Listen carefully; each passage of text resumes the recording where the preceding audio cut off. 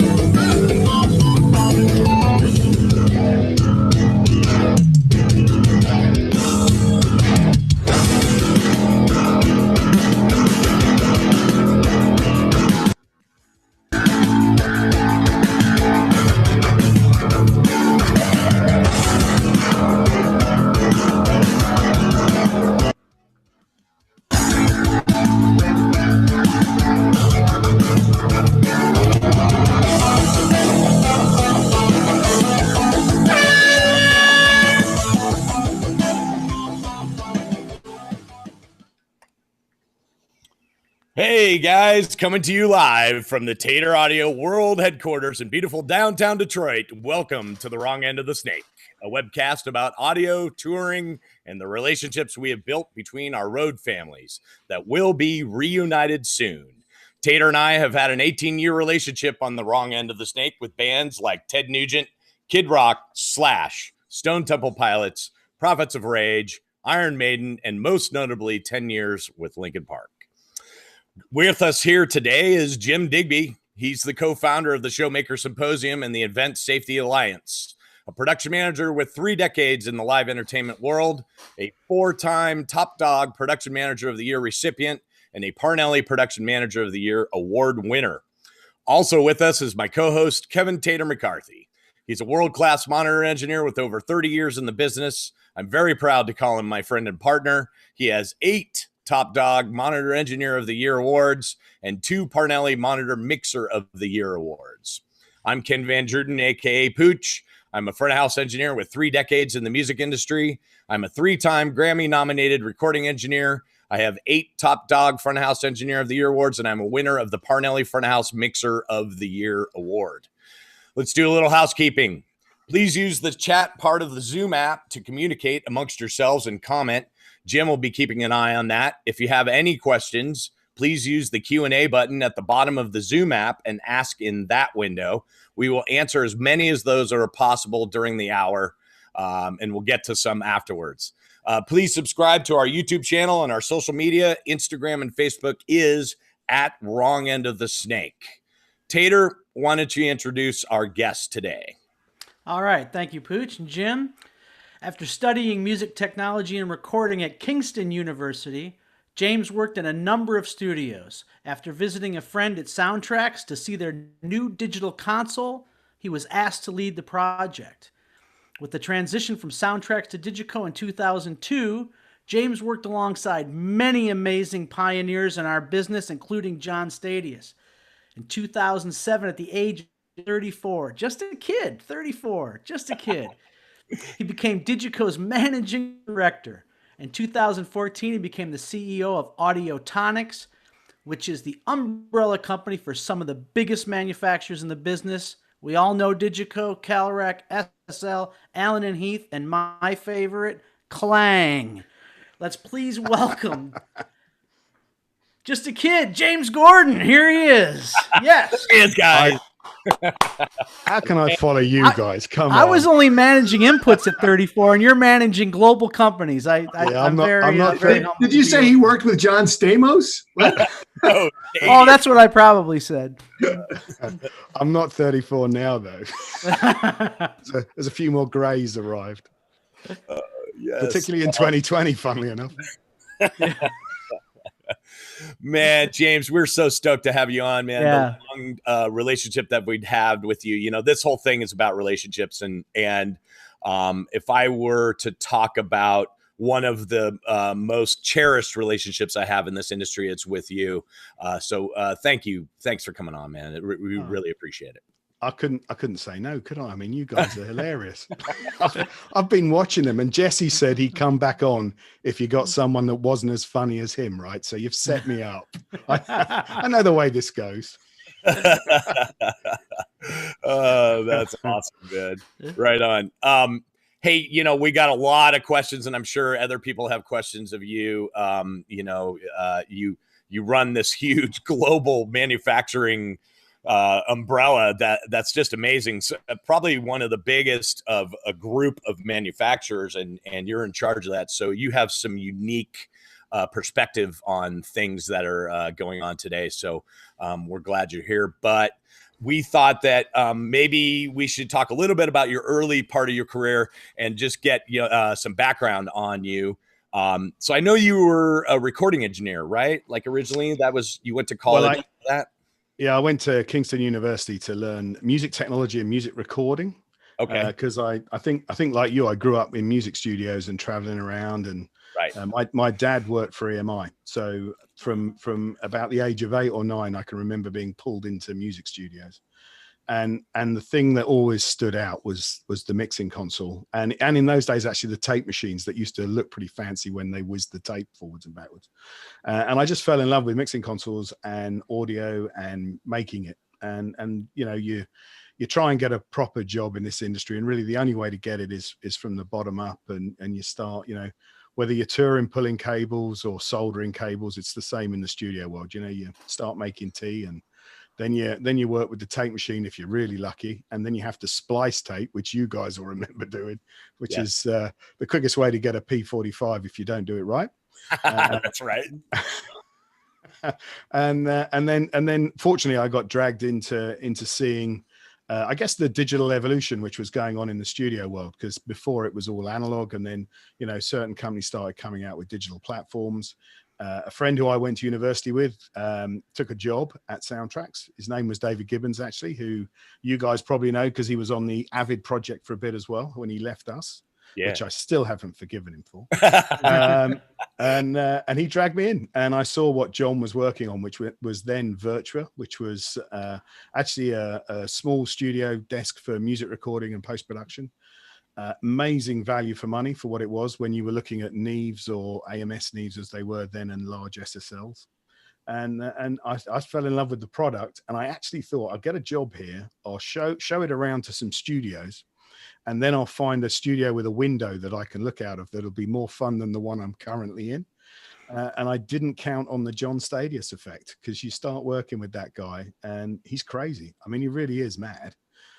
But genius is mad, right? So he's totally infectious, and he will try anything. So, you know, he was doing touchscreens on desks in 1997. I mean, he beat Steve Jobs to the things. Amazing guy for pioneering what we now call digital desks, you know, with channel strip representation and touchscreen interfacing that just make them more intuitive, certainly to our older analog guys like us that are used to grabbing a rotary and seeing what it does and hearing it as well. So yeah, that's what sucked me into manufacturing.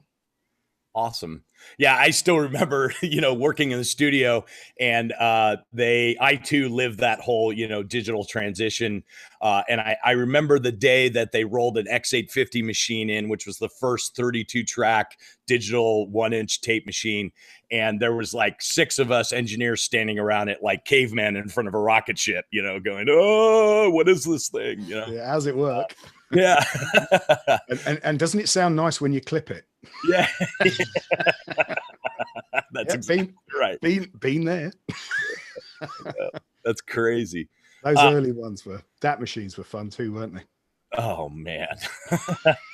I you know what's funny is I don't have a DAT machine anymore, but they're, you know, like in my cellar is like, you know, boxes and boxes of, you know, old recordings. We probably got 30 or 40 of them over in the locker. Yeah. We should get him a DAT machine, shouldn't we? Father's Day's coming. So that time period, though, it wasn't DiGiCo yet, right? Like it was Soundtracs. Yeah, it was Soundtracs. So Soundtracs actually started back in 1972 as a company called Sound Out. And John's, I think Stadius started working for him in 1976. It is literally the only job he has ever had. He left university and started making mixing consoles from the beginning. So yeah, and it ran Soundtracs through, and we could see that the live sound was going digital, or was starting to look at the digital alternatives. There were a couple of companies out there that had desks that were starting. And we bumped into, we mentioned earlier, actually, Titus. We bumped into Titus and a few other guys, Lars, and started talking about how studio desks worked, and they could see the value of digital. That then resulted in a late night evening with Bob Doyle and David Webster in a bar in Amsterdam, actually, if a memory serves me right. And we started talking about what they wanted to do and their vision for where live sound was going as well. And I guess that's really the founding of what became DiGiCo, was taking this product that was for post-production and making a new variant of it that was tailored specifically for live sound. And for me, it was a huge introduction. I mean, I had to learn a lot of different things about what things we use for, what features we didn't have on the desk and needed to have on it.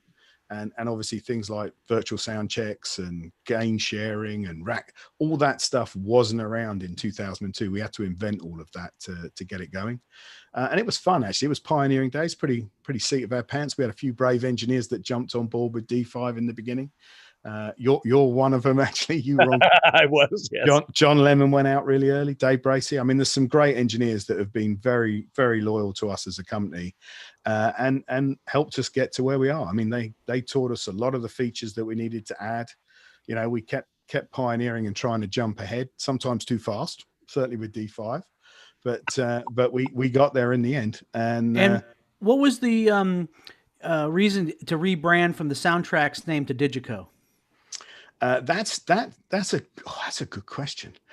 It's because in our industry you get pigeonholed really quickly, and I mean Soundtracs did make a few live consoles, like smaller frame analog desks. I do remember that. Yeah, they had a Megas and a Sequel and a few others that went out on some tours. But they were, you know, we wanted to build a Midas, if you like, of digital. We wanted to build a desk that was purely live sound and was designed for that, and you guys felt it was yours. And I think that's the bit that we've really done well, is we've listened to what you guys need, and that's as simple sometimes as the right terminology, but it's also about, you know, the things you need to get to quickly, the things that you want to be transparent to you, the way it sounds, and we didn't feel taking the baggage of a studio product predominantly into live was going to be the right thing to do. So we reborn out. We basically bought Soundtracs from the owners, which was a floated PLC company in the UK. And we bought the technology and the brand. We still own Soundtracs as a brand. and created DiGiCo for basically our live sound brand, and started fresh with no baggage and lots of energy, and about 35 of us, I think, at the time. Wow. And how many is there now? In DiGiCo, there's about 130, I think, but in the group, there's 550 something. Wow, that's a lot of people. Man. Yeah, it's a bit of a worry today. we gotta look after him. Oh my goodness. I know. I can't imagine being in your shoes where you're the top of the heap there, and that I know you personally, and so I know that is your number one concern is not even worried so much about the brand, but worried about these people that you have to take care of that all have families. It all trickles down into that. That must be I think it's like everything, isn't it? You spend ages building something and finding people, and you guys know, when you guys tour all the time, because you can trust each other and you can do a good job, and the end result will be better for everybody. And you spend years hiring people and training them and helping them, and they teach you more than you ever teach them, actually. But maybe don't put that bit out. And you build that up, and the last thing you want to do now is lose that. So yeah, we're putting lots of effort into making sure we come out of this as we went into it. And actually, touch wood, we're doing okay at the moment. It's not easy. I mean, it's not easy for anyone in our industry right now. So, I think from freelancers all the way through, it's pretty tough. 2020 is not going to be our favorite year, is it, guys? So no, it's not. we have to. I want to redo. Now, James, while we got on this subject about employees and people that help you out, you have such an incredible team there. I want to go to the people that work there now. The team you've assembled there is absolutely fantastic. Tim Shaxson, everybody at Group One, anybody you call there, I seem to talk to from service, anybody, an Ant and everybody, those guys have all seemed to have been there such a long time. Doesn't seem like there's many, just came here. Everyone's there a long time, which to me is a very telling thing about a company. If somebody's working there a long time, they obviously love it. They keeps their excitement up, and they love what they're doing. How did you learn to do that? And all that stuff? Just coming up from a studio and a technology background, how did you learn to assemble a team like that? We have, Jim assembles road teams, but you assembled like a corporate team like that just is fantastic. Well, I think if we start with DiGiCo, right? Because I think that's the ones you guys know most, right? And then we'll talk about the whole thing. But with DiGiCo, I guess we've always been a pioneering, small, fun company with people that came from the industry, right? So we don't really have any bankers or experts. We've all come in and learnt the skills and built the company around it. And we've always made sure that the key people in the company are rewarded correctly. So most of them are shareholders in the company. Most of them work alongside the rest of us in a united way. We don't have a particularly strict hierarchy. So it's not like, I don't walk in and they all bow. Believe me, I get more crap than anyone. and that's the right vibe. I think, we've got people from all over the world that have moved to the UK or are working remotely, and that brings in that culture that you guys have on a tour. You get that energy, and if you've got people that want to deliver a good end result, and they all care about it from for us, I guess it starts with R&D. Then you got to make sure you manufacture it right. You got to sell it right. You've got to support it right, and through that process, if you get the right team, they like working together. And it's fun. We still keep it fun. And when we decided, the whole reason for Audiotonics, if you like, was DiGiCo got to being a pretty big company in our industry. And that's when the really big companies, the corporate companies in our industry, start buying businesses. And we got to the point where we felt we were going to we had options. We either ignore it and hope it doesn't happen, which is not often the best solution, or you let it happen and hope that it doesn't turn into what you fear it might do, or you become what you fear. And we decided the best way not to lose what we built was basically to make it bigger, and to make it so big no one could afford to buy it, and therefore we could protect our culture and make sure. And then I've got a complete phobia about big companies. I've never worked in a big company. I never want to work in a big company. So when we created Audiotonics, I think Audiotonics has 8 or 9 employees. That's it. They're the only ones that work for Audiotonics. Everybody else works for the brand that they work for. And that if you ask any of them, that's who they work for. So you mentioned Tim Shaxson. You ask Tim, he's DiGiCo. He's not Audiotonics. He is DiGiCo. And similarly, if you go to someone from SSL or Allen and Heath or Calrec, they work for their brand too. And that way you end up with lots of small companies with passionate people. None of them are more than 140 people. And they're all passionate about what they do and their products and their customers. And that means they still have that energy to, pick up the phone at 4 in the morning or whatever it is they have to do occasionally. And that vibe keeps them energetic. So I think what we've tried to do is have lots of small companies in a big cooperative where they help each other. So if we're building something or we're buying parts or we're trying to design something new, then we'll all help each other get there.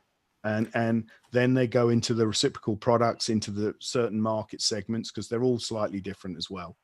And that works. It just works. Is that what led you to go with Pascal and Phil and everybody at Klang, because they had that in them? Not only a great product, but such great people. Yeah, he's got me here now, isn't he, on Klang? So Klang, why Klang? Okay, so Jack Kelly is a son of a bitch. If there's anybody out there that can smell a good company and it's worth distributing, and he's looking at a few right now that I'm like, how'd you find these guys, Jack? So he found Klang, I don't know, 3-4 years ago when they were really nowhere, and he dragged all of us over there to have a look at it, and he sold it to us all. And his way of selling it to us was, I've played with their app, right? Their demo. They've got a demo online. And I'm like, brilliant. Does it work? He goes, yeah, they never work. People's apps, apparently, when they're trying to create a new brand, because it's not as important as the product, they don't necessarily function fully. And the Klang app is brilliant. It absolutely shows you what the product does. In a 5-minute demo, you can be like, wow, sold on this. And everybody does that little smile that Tater's doing right now, actually. They'll smirk when they hear it the first time. So then we met the guys, and, I'm not going to single them all out, but Pascal, Phil, Roman, Benedict, the guys there, Roman, yeah. They remind me of DiGiCo when we were worried whether we could keep the lights on for 3 months. It was like we were small and feisty, and we met them, and we were distributing them in America, obviously as Group 1. And then we started to try and help them with some introductions to some engineers and to try and help them. And then it was like, guys, you should just come on board. You've got this great skill. You understand what people want in our industry. You've made an amazing product, and together we can make it better, right? And there's an announcement. I'm going to get shot for this, but there's a Klang thing tomorrow, and they're going to preview some more new products. We're not launching them. We just thought while people are off, they should have a look at where the company's going. They have got some stuff coming. Those boys are really clever. They've come into the company. John Stadius has integrated with his team, with their team. So there's lots of sharing and knowledge. Their new DMI board that you guys may have seen at NAMM, that's running on an FPGA that, before that it was on DSPs and ARMs and stuff, and they've managed to get it all onto an FPGA with an ARM running on it, which has increased the capacity and reduced the latency. And it's like they're on fire at the minute, and they're fun to be around. They've got an energy, and that's what you want to work with, isn't it? Yeah, it sure is. It is. And going into that a little bit, because what you said before about, we listen to engineers and we take their thoughts and we put it in there. I mean, that to me is one of the great things about your company is you can call and say something or write an email about a feature or something you'd like different or changed, or can you try this? And you guys are out there actually listening and in some cases doing it or taking that idea and moving further with it. And you don't see that a lot in other companies. It's kind of like once they've done it and developed it, the platform's there, it doesn't change, and that's kind of it. You got to work inside those parameters where you guys are willing to expand it on knowledge from an outside source. Yeah, I think, and look, for us, we're never going to win the race by looking sideways, right? So there's no point looking at what our competitors are doing. We want to know what our customers want, and you guys do it, right? You're front line. So if we don't listen to what you want, then we're not keeping up with the industry. So we have to we have to question you, we have to push you and make sure you're not just saying it for you. And there's a little bit of that goes on, and it's gone on with both of you two. So, you know, we have those debates. They're normally in the hotel bar or at the restaurant or somewhere where it seems harmless. And that's how we get our wish list. And, you know, in each of the companies, there's a product team that totally focuses on compiling the lists. We work out, you know, wow, that's been asked for 10 times now, that we better look at. That moves it up the priority. Sometimes there's a technology shift. You have to jump onto that as well. You have to go, right, this is new. You know, whether it's right now, there's a few speaker manufacturers moving over with AVB. So we're heavily looking at what we're going to do with AVB. And, you know, there's lots of AOIP solutions out there. So it's picking all of them or one of them is a very difficult decision, because by definition, as a mixing console, we have to mix everything, right? So we have to be able to network in with everything. And there's always stuff like that going on that jumps us around. And we also I think what we've certainly been good at is trying to make sure our customers can make money too, right? So you've got to, when we launch a mixing console, we want it to last 10 years plus. We want people to be able to rent it out. And, you know, you can see with where SD's gone and upgrades in features and stuff. And that happens with all the others. You know, the software releases for Allen and Heath and SSL and Calrec every year as well. And Klang's started putting a lot through now, because, you know, they were a company of 7 people and now they've got a lot of support around them. So they don't have to do their own manufacturing, their own purchasing and all the other bits they were doing. They've got resource around them to help them. And that's enabled them to get more productive and do more. And the faster we get more products out, the more we can push you guys to do more. And hopefully the more you can charge your customers for the value of audio. Yes, this is true. Despite the products, which are amazing, and but I've always been drawn to you and to DiGiCo because of the relationships. And I'll give you an example. No other manufacturer that I've worked with ever said to me when I wasn't working with their products, nobody else said, you know, everyone else said, you know, hey man, you know, when you need to come over here and try our stuff and do this and use this.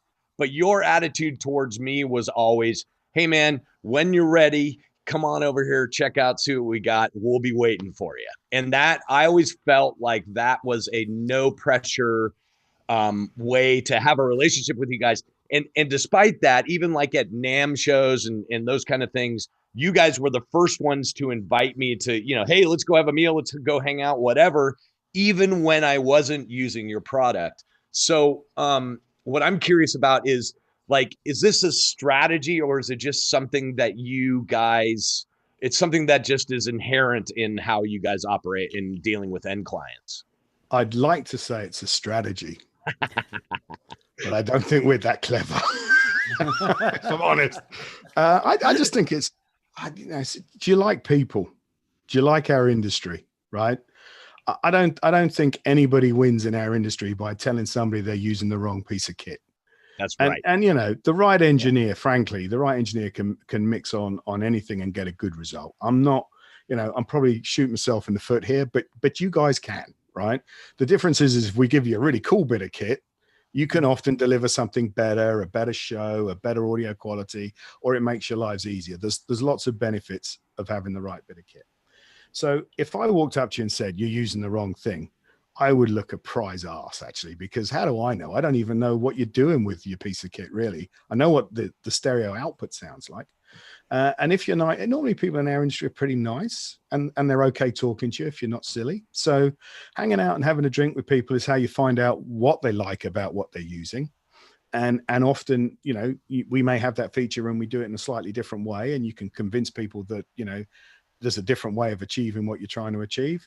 And generally, if you're a nice guy, people want to be nice back as well, right? So I think that it's not really a strategy. It's just you guys are fun and we want to know what you're doing. And yeah, of course I want you using our equipment, but that's not the only thing. And you're not going anywhere and we're not going anywhere. So We're going to be doing this together for the whole of our lives, right?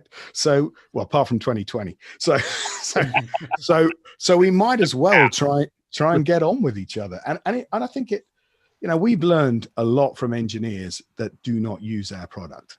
And they've told us reasons why they don't. And sometimes they're wrong. Sometimes they just don't know how to do it the way we do it, because we don't all do it the same way or whatever. But they always come and say hello, and they're always welcome. You know, I mean, I think it's too small a world, our world. Very small. I also know what always impressed me with you, James, when we have any questions or ideas or anything like that. You know, Audiotonics came and you were heading this whole, we'll call it a big, which it is, a big company, and you had other brands you were dealing with. And I said, and you always wanted to, you know, we would copy you in on emails. And I said, James, you really want to know that, you know, this, that, or the other thing, what we're talking about. And I thought you'd finally say, no, take me off these emails. I've got way too much stuff going on, which I totally respect. But you said, no, don't take me off. Keep me on. I got to see what you guys are up to. And I just thought, you know, that was, you may not have thought at the time, but it was, it meant a lot that you still, with your position there and all you had to deal with, you still wanted to hear from us and what we were saying and what was going on, and that did mean a lot. And I thought it was fantastic. So Rob Clark, who runs Allen and Heath now, used to be a DSP engineer. He came from their R&D team, and when he took over being MD, I gave him one sound bit of advice: do the thing that you still enjoy doing alongside the bit you've got to do for a job. Right. So for him, he loves doing algorithms and programming DSP. So every year he has to come up with one of their deep processors to work in his system, right? Because that's him contributing to DSP. And that's the reason he got in the industry, because he loves DSP. For me, I got in the industry because I love knowing what engineers are doing, and I love shows, and I love hanging out. And that's the bit that lets me get through the other bits that I have to do to be in the company. So I never wanted to be, I mean, I never wear a suit or a tie, so you won't see that look, but I never wanted to be the corporate guy. I just wanted to be the audio guy. So you chaps sending me emails like that actually is the best part of my day. So you may think you're burdening me. You're actually reminding me why I did this job. So don't stop sending the bloody emails, right? All right. And that, I got to admit, that's got to be a tough thing to juggle. Like you, I don't want to say anything bad about what we do, but you're able to talk to us and hang out with us, crew and roadie types and all that stuff. But yeah, you got to go, I'm sure, go see bankers and talk about some real serious insurance and money and business and all that kind of stuff. That's a tough split to be able to do both. I'm sure not a lot of people can do that. Well, we hire a good, you see the guys we hire and how good they are in sales and support and product and all that.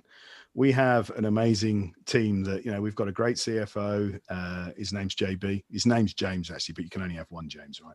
So his name's JB. We've got Helen, who's been with us forever since, I won't say because she's only like 28 or something, but she's been with us forever. And she does all the boss-like stuff you could ever imagine. And the E in my CEO is entertainment. It's not executive. So I have a good team that I can pass off, doing the contracts, talking to the insurance companies. We've got a guy called Tony Williams, who's group ops. He takes care of all the manufacturing, all the purchasing, all of the stuff you have to do to get everything, through customs and all that sort of stuff, which is not always as easy as it sounds. And I just get to have the fun bit, really, and do the product bit, which I love, the R&D bits of where we're going as a company, obviously the sales and the hanging out marketing bits of what the brands are and what they mean to you guys, and hire good people to do the right job. I mean, there have been a lot of singers that thought they could be really good monitor engineers, and some even thought they'd make it to front of house. It's better to hire a pro to do the right job. Oh man. Yeah. So what I hear you saying is surrounding yourself with super smart people. I mean, I always say that I love to be the dumbest person in the room. If I'm surrounded by a bunch of people that are talking over my head, that's when I feel the most like, okay, this is the super coolest situation. Yeah. Totally agree. Hire smart people, let them do their jobs, help them. I mean, my job is to basically help them do their jobs, and you're right. Get smart people better than you often. So makes you look good. Yeah, it sure does. It sure does. That's part of that too, for sure. Well, let's talk about your partnership with good old Webby, because for years you guys were just a team to be reckoned with. Not only in sales, but just in general, in hanging out with you, the two of you was always a lot of fun. I know that Webby has moved on, right? Like he works for Coda now. Well, he retired and then he went to Coda, yeah, because he realized he couldn't retire. But we told him that beforehand. But you know what he's like. Webby and I have known each other forever. I think long before DiGiCo, because we would always meet at trade shows and chat and laugh and not actually have much to do with in work. And then obviously when we started the DiGiCo thing, it just became a great dynamic. I think we complement each other. He's great fun. He's super smart. Not many people realize he's an electronics engineer. I mean, he's so smart. It's he was in R&D at Clark Technic. He is proper switched on. He is not just the marketing guy. He knows what's inside the products. He cares about what's inside the products. He'll give you a full lesson on, the busing structure of an XL3, and he will be absolutely right on it. And he because he has this great ability to engage with people.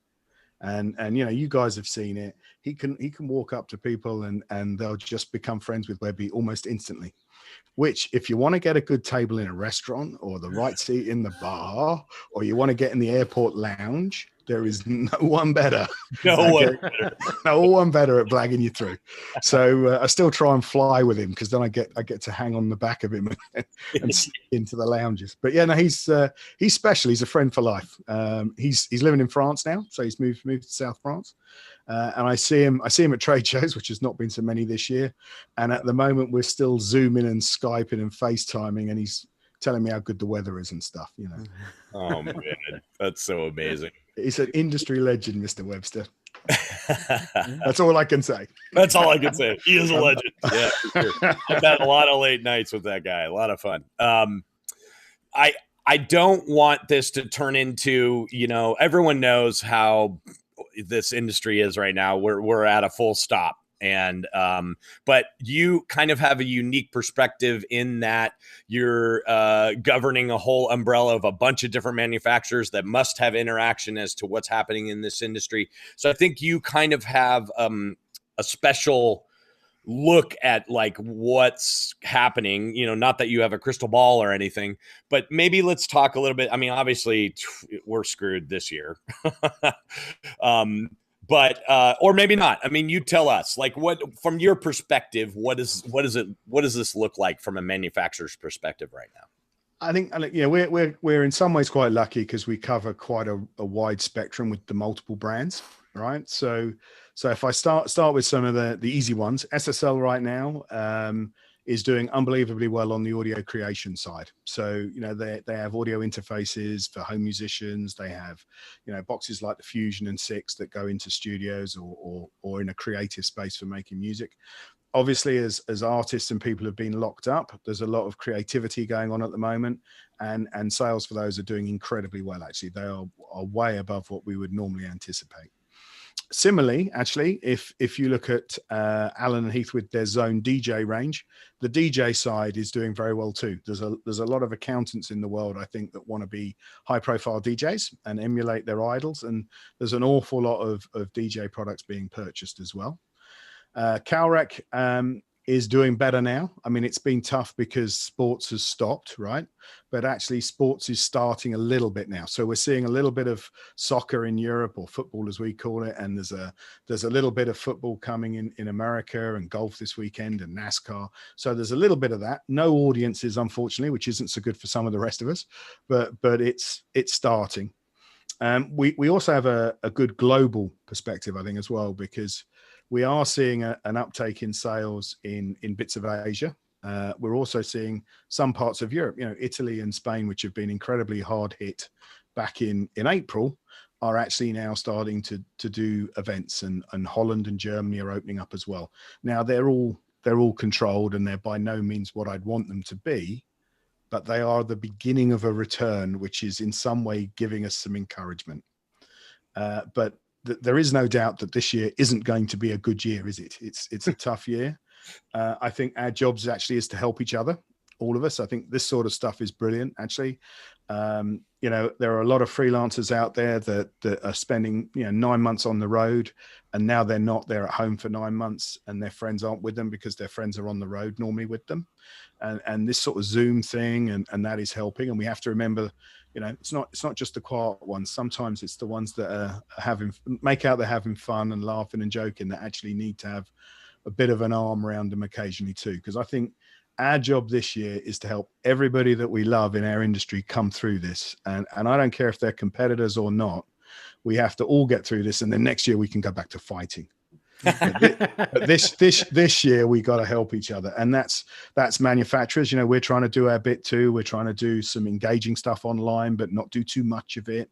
And if anybody wants to ring us up and have a chat, we're more than happy to do that. We want to do anything, and it's not about making you use our desk. It's just to say hello, actually.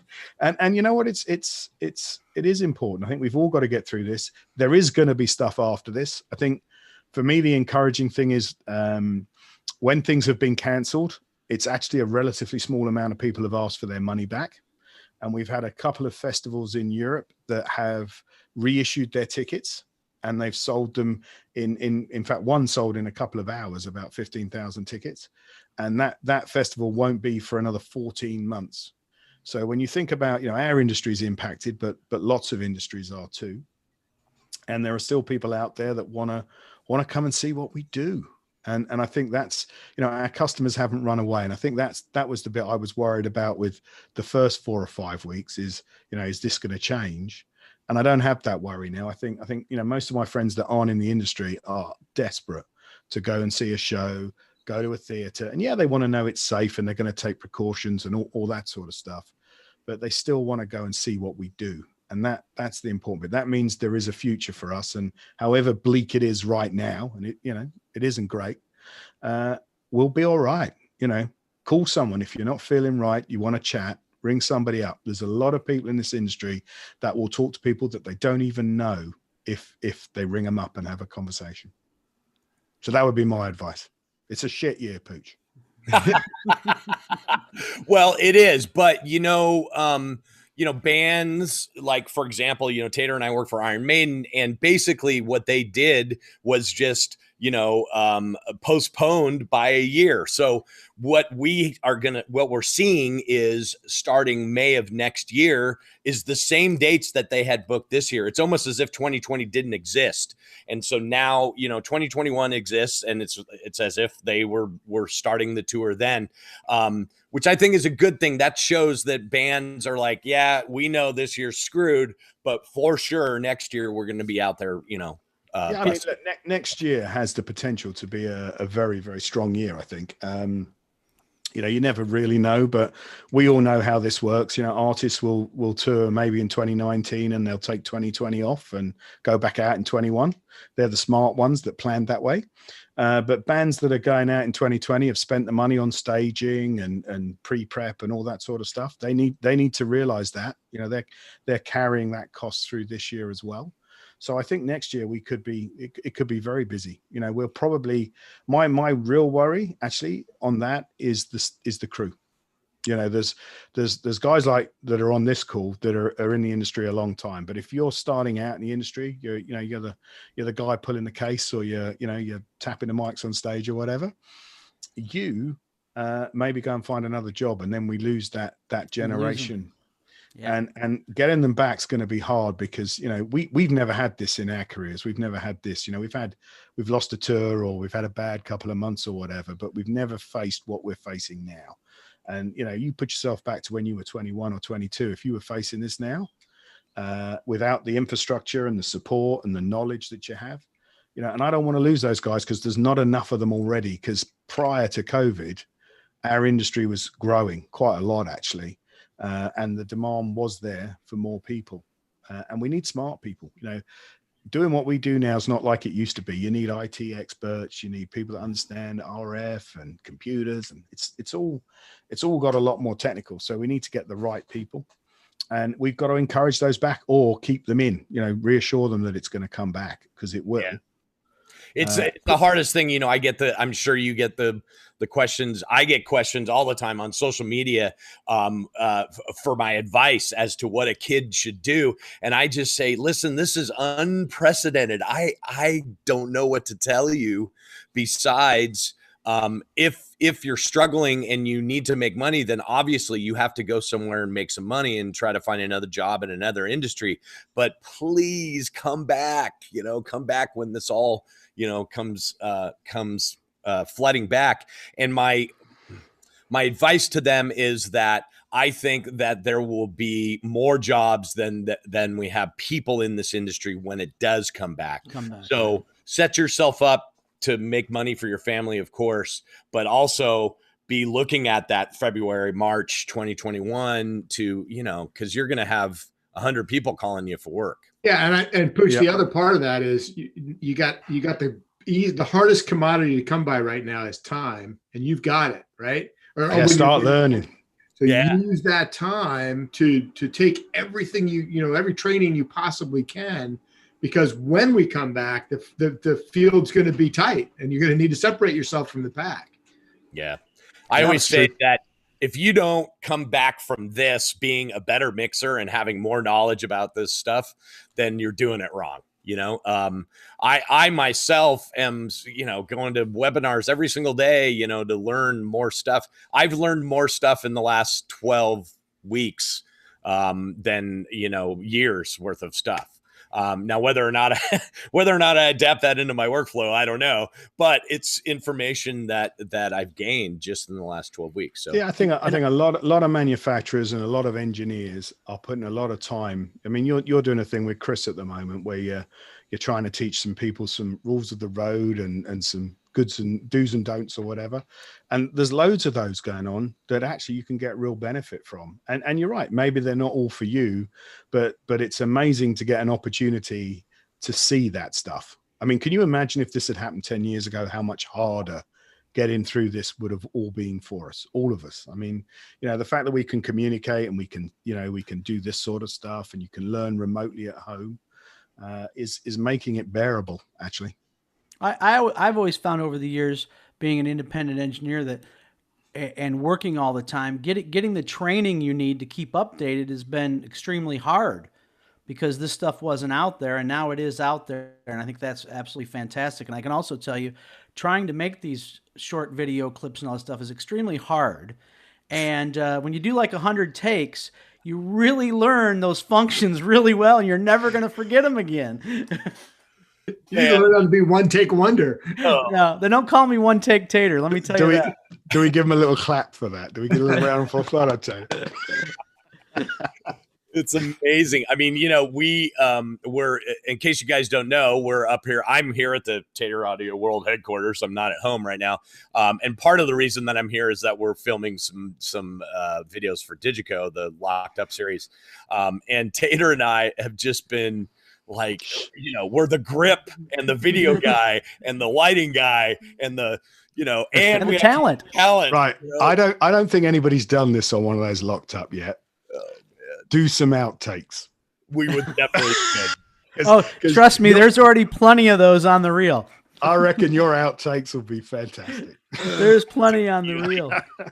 The stuff that we're sending to your editor, if they don't pull some of that off there with me looking at the camera going, why can't I get this right? I mean, it's like you two are married sometimes.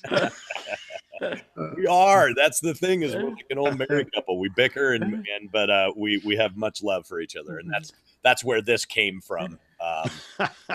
Now earlier, Pooch, I want to ask you a question here. You said that 2020, everything's being postponed and everything until next year. Are my frequent flyer miles being postponed next year, and my frequent flyer status? Is that preserved for next year too? Because I don't ever think I've ever had a year with 0 miles. I've got bigger worries there. I fly with Virgin all the time, and I'm not sure they're going to be here next year. So it's we're keeping our fingers crossed at the moment. But yeah, me and my millions of miles are about to take a long walk, I think. To the Posse says that they are, so and he knows. Oh, Posse said, yeah. Yeah. Yeah, I'm sure Thanks, they're going to want to. They're going to want to keep you loyal as well, aren't they? I mean, I think that is what's good that's come out of this. Actually, is everybody in whatever industry you're in is trying to help each other. I took my car in for a service last week. Garage I bought it from, really nice people. Bought 2 or 3 cars from them. I walked in, the first 10 minutes was, well, you're in the events business. It must be pretty tough. So we've taken 10% off all the parts and 20% off our labor because you probably need a bit of help right now. And I'm like, no, it's fine. And he's like, no, we are insisting that we do this for customers that we know are affected by it. And that would never happen, in an ordinary environment. So I think there's a lot of good that's going to come out of this. We're probably going to take a lot more interest in people, which is not a bad thing. It was another surprising thing. We had Doug Koshius on last week, and we were talking a bit about that same thing. And Doug in the banks, he works with First Federal Bank. They went out of their way to be nice, and they go, hey, we know the situation, we know what you're doing, and I got to tell you that just from a bank and business people like that who usually there is no leeway. They were so accepting of that, and you come in kind of with your guard on, knowing you're going to need to really sharpen your tongue with what you say. And they were right off the bat, it was like, no, we got you. We got this handled. We're in this together. And I thought that was a pleasant surprise. So, well, in reality, this isn't your fault, is it? So normally when a business is struggling, it can be for lots of reasons, but it's normally just the one business. In this scenario, it's our whole industry, right? And our industry has been a very strong and productive industry. I mean, when I've been doing some talks in manufacturing circles about what our industry generates globally, and it's amazing the amount of revenue and what we generate in other industries too. I mean, we're the ones on those airplane seats, in hotels, in restaurants, in bars. We generate a lot of revenue that flies around the world with us, right? And I've seen some of the bar bills. There's some definitely revenue being generated. You generate revenue, all right. On a good day.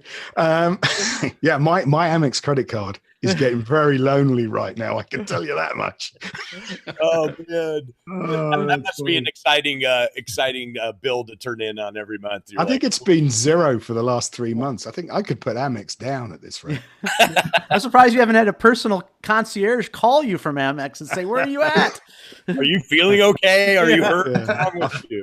I got to try and remember the PIN number as well when we go back to life. It's like that's a 4-digit number I've not used. I don't know where we were now, but yeah, no, it's all good. It's all good. The point is that that we're a big industry now. We're professional now, actually, scarily, and I think banks realize that.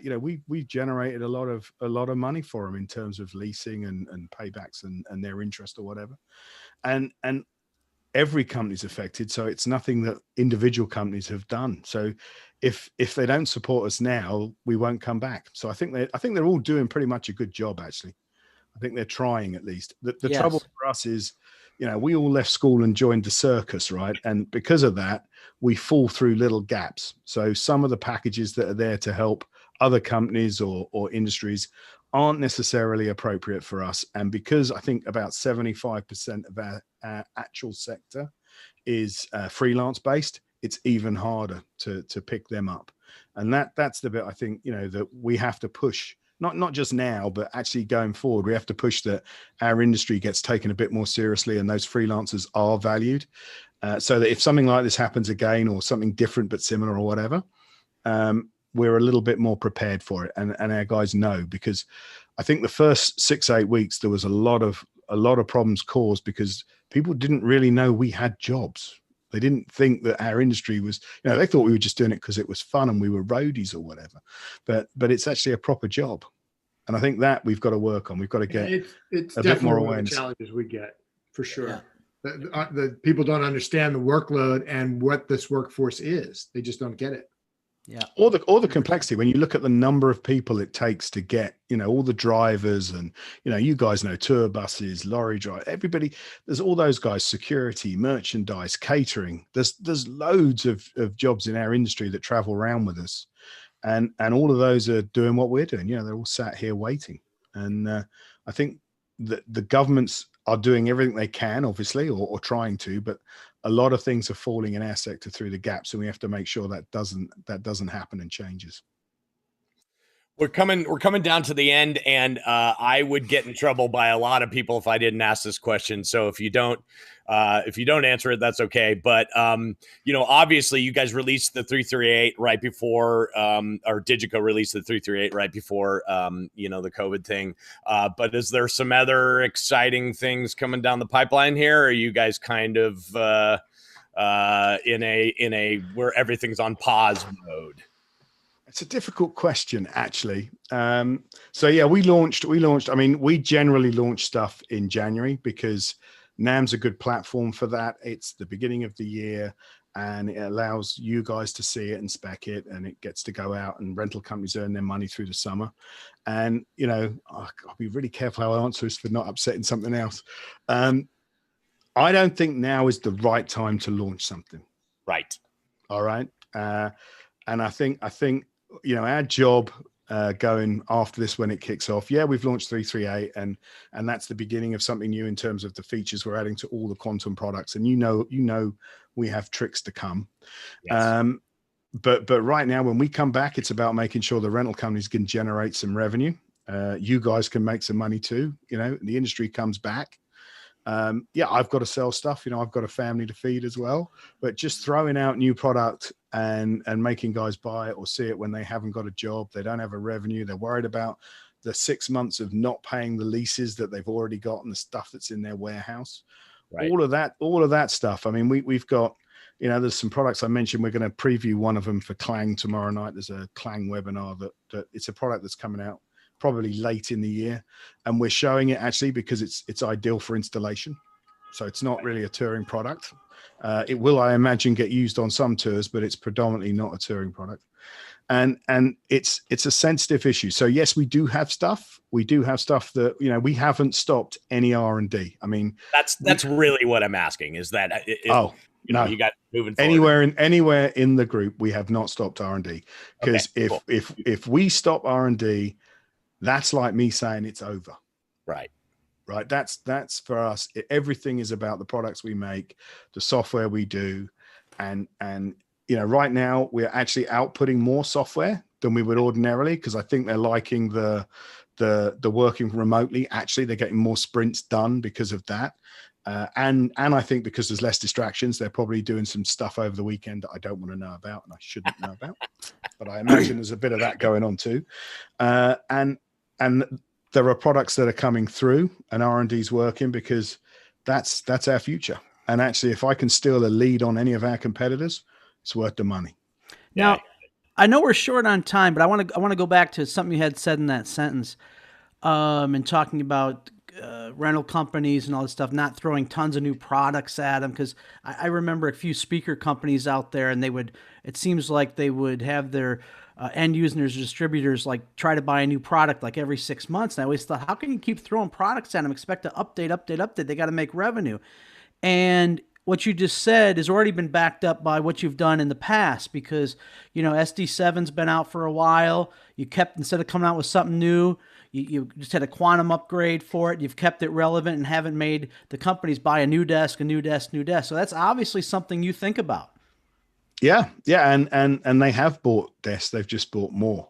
They just bought more, right? Well, it keeps us loyal, that's for sure. Yeah, it's loyal. I think every rental company in the world now runs a spreadsheet, right? And that spreadsheet's pretty simple. It tells them what it cost them and what they've earned out of it over the period of time they've had it. And one of the great things, I think, for the DiGiCo sales guys in particular, is they can walk into any major rental company in the world and go, do you want to buy one of these? And if that company goes and looks at their spreadsheet, they will have made some money from their desk. Well, if you look at the top 10 tours, everyone's a DiGiCo, so something's been done right. Well, or SSL. Or SSL, yeah. So you got the two biggies. Okay, one last hard question, and you may not answer it, but you have at your fingertips here a bunch of these amazing brands. I know that Klang is now integrated into DiGiCo. Any news of integration between your brands? So like SSL and DiGiCo, I don't know. I'm just throwing it out there. Like maybe SSL adopts Opticore. Is that? We have done some of those in the past, right? So there's a connection between CalRec and DiGiCo with Hydra 2, which basically allows some interfacing of I/O between broadcast and live sound. So that's done. There's no rule that says that we can't. I mean, Orange Box, obviously from DiGiCo, has allowed lots of different formats to come in between and do different things. SSL is very much a big supporter of the Dante networking. They've done a fantastic job of integrating the network control into the work surface as well. So it's a really slick integration. It works incredibly well with their internal family, and of course we have networking with Dante as well, so we can integrate with Dante as well. CalRec broadcast is very much on their own proprietary Hydra 2, but also massive with AES67, which seems to be the most stronger platform for broadcast. But I can imagine AES67 modules arriving in different consoles along the way as well. I like how you said that. I can imagine it. I think if I look at DiGiCo, AVB is probably the most logical AOIP network that we don't do. We currently do Dante, so that's covered off, and we've just done a new card that does 64 at 96, so it's a good integration for that. So I think AVB might be one because L Acoustics and Mayer and D&B and Adamson are all moving in that sort of direction, and they're the cabinets that we play with a lot, so it would make sense. Opticore, Opticore, it's interesting. We have absolutely loved our relationship with Opticore. I mean, it was in the very first E5 in 2002. There was no other solution at that time. It is an incredibly slick way of sharing racks between multiple consoles. The switchover is great. We put our own system in for setting the network up on the console. So from an engineer's perspective, it's very easy. I guess if there was good demand, it would make sense. We'd talk about it. I mean, we run every R&D team separately. They have their own vision of what they want to be, because I think that's the only way you can keep the spirit in the company. But those R&D teams, their heads of each team do talk together. So they problem solve together. So, if I had a problem with Dante, I know ringing Enrique at SSL would be the best place to go. John Stadius, with FPGAs, DSPs, that side of it, he's a sheer genius. Rob and his team at Allen and Heath are amazing at knowing how to build something incredibly well, feature pack it. So, I think we have, I think we're 200 plus R&D guys that all they dream about is bloody mixing consoles, right? So if we can't do it as a group, then we just can't do it. But it's not possible at that point. It's just amazing to me. Earlier you talked about the separation between brands, but I just thought about here at the end about how many resources you must have to talk between the brands to have this huge end result for each of your brands. So that's... we have right. I mentioned earlier we have group people, right? So we have a group technical officer that basically he's not in charge of all of the R&D teams. His job is to know what they're all doing and to help manage them and coordinate them. And if one of them's got a problem with something, he can point them in touch with somebody that can help them with that problem. And he's basically the guy that connects everybody. He's our networking solution for R&D. We have a group ops director who's God, who basically handles all of our manufacturing. So he knows where every product's made. He knows why it's made there. He knows what parts to use. He knows, if there's a power supply that DiGiCo's using that would be ideally suited for one of the others, he will put it forward and say this, we use we're all using buttons and switches, but sometimes there's a different requirement, whether it's got to be pressed 10,000 times or it's got to have a fancy display. There's always subtle differences between them, but that's important too. We have group marketing, and actually his job is to make sure they don't all start to look the same. So I am absolutely paranoid that one day someone will wake up and go, you look like one of those big corporate companies. So this guy, 60% of his job is to go, no, you can't make your booth look like the DiGiCo one. No, you can't look like the CalRec one. They're doing this, so that we keep that identity for each brand. That is why guys fall in love with them, right? And it's a tough job, but he does it really well. Martin does it excellently, actually. We've got finance, 2 guys in finance, because you've got to have 2, right? Because it takes 2 to count.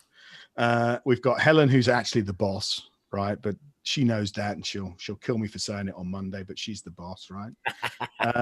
You've got me, and that's about it on the group front. By intent, because it's about those companies, and our job is just to connect them up, and it works. That's amazing. Well, listen, James, we've run out of time. Man, I am so honored to call you my friend, and thank you for so many years of support. Both Tater and I, we can't thank you enough for all of it, and for this, for you to take this time out of your, running all these major companies to come talk to us is really amazing. So thank you. You guys keep doing what you do, and I think a lot of people are looking at these and getting comfort that, there's something coming after. So thanks for inviting me. Anything you guys ever need, always a pleasure.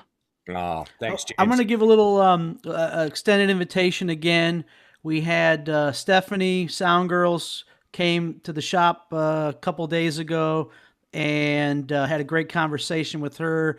Showed us some gear. She showed us some stuff. Great time with her.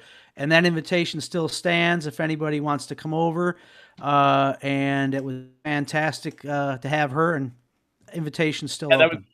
That was amazing. We I don't know if you saw, but we invited, when Kostas was on, Tater said, hey, we're at the Tater Audio World headquarters if you want to come down and see some stuff. And this girl that we hadn't previously known just reached out to us and said, hey, I'm from Grand Rapids. I'm going to come down and visit with you guys for a day. And so isn't that exactly what you should be doing right now? Yeah. Networking, meeting people, finding out stuff. We had a great time. We sure did. Smart girl. Yeah. Anyway, thanks, James. Hey, guys, next week is Brent Fitz. He's our guest on Wrong End of the Snake. He's a multi-instrumentalist and current drummer for Slash, featuring Miles Kennedy and the Conspirators. He's the bass guitarist and drummer for Canadian supergroup Toque, a member of both Gene Simmons from Kiss's solo band and Bruce Kulick from Kiss Grand Funk's current band. Both Tater and I have toured with Brent, and so that'll be fun. We're going to have a musician on Wrong End of the Snake. And he's a damn nice guy. A good Canadian, he is. That's right. Anyway, thanks for coming, James. We appreciate Thank you, James. you all for coming. Take care, guys. Make sure you subscribe. Take care.